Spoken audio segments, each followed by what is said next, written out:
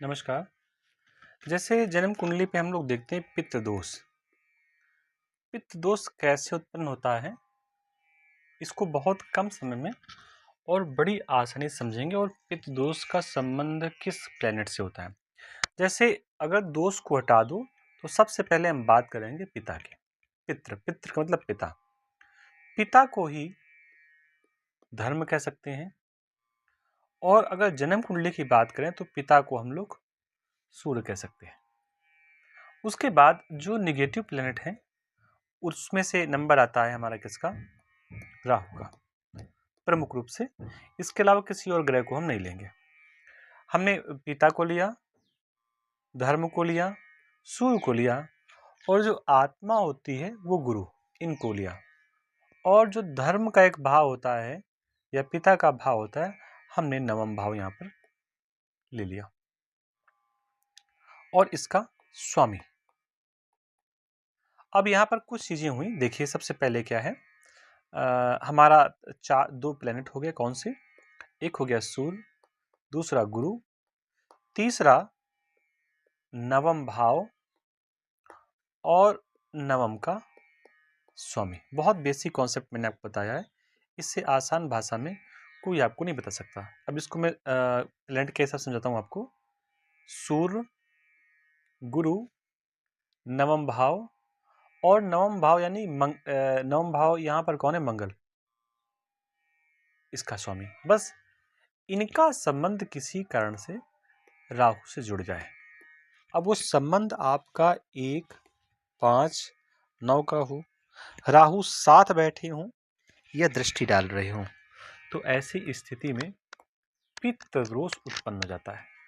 पित्त दोष उत्पन्न होता है, बहुत सारे लोग उपाय बताते हैं, बहुत सारी रेमेडी होती हैं। अब जैसे यही राहु, वैसे तो ये D9 चार्ट है, सूर्य को देख रहा है सप्तम दृष्टि से, या वही राहु यहां पर बैठा होता। एक और थोड़ा सा नया चार्ट इसी में बना लेते हैं।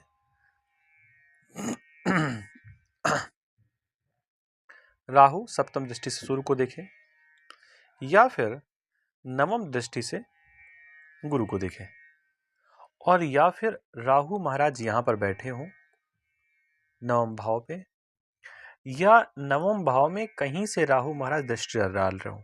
तो दृष्टि राहु महाराज कहां से डालेंगे, नवम भाव में दृष्टि डालेंगे जब यहां पर राहु बैठे होंगे और यहां पर राहु बैठे होंगे। उसके साथ अगर राहु यहां बैठ जाए तो भी मंगल और सूर्य के चपेट में आने से पितृदोष उत्पन्न हो जाएगा, या फिर राहु यहां बैठ जाए। जिनकी जन्म कुंडली पे किसी भी भाव में गुरु के साथ राहु बैठ जाते हैं तो वहां पर पितृदोष उत्पन्न हो जाता है। ये 4 स्थितियां होती पितृदोष होने के। अब प्रश्न है कि पितृदोष है तो उपाय क्या करें। तो उपाय आपको सिर्फ इतना नहीं करना है, गए जी गए और वहां पर पिंडदान करवा दिया तो पितृदोष शांति होगी।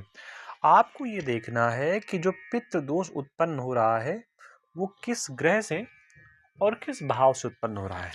समस्या आपको वहीं से मिलेगी। उदाहरण के रूप में अगर राहु का संबंध नवम भाव से हो रहा है तो आपके धर्म के भाव से पित्त दोष उत्पन्न हो रहा है।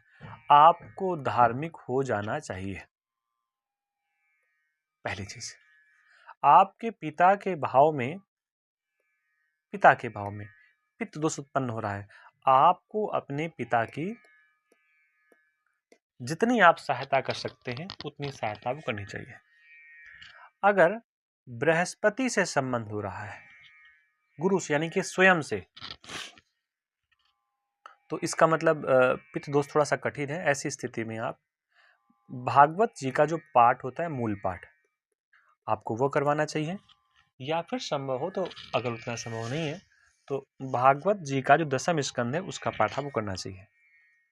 अगर मंगल के साथ पित्त दोष आपका बन रहा है, मंगल के कारण, मंगल से जुड़ करके राहु के कारण पित्त दोष उत्पन्न हो रहा है, तो ऐसी स्थिति में अपने भाई या भाई से संबंधित व्यक्तियों की आपको बार बार सहायता करनी चाहिए। उनका किसी प्रकार से उनका मन नहीं दुखाना चाहिए। इतना अगर आप कार्य करते हैं तो जो ये बेसिक पित्त दोष है आपका, बेसिक का मैंने थोड़ा सा उल्टा बोल दिया, जो बेसिक उपाय हैं पित्त दोष के, ये बड़े लाभकारी होंगे। और ये मानिए कि बड़ा से बड़ा पित्त दोष बड़ी आसानी से दूर हो सकता है।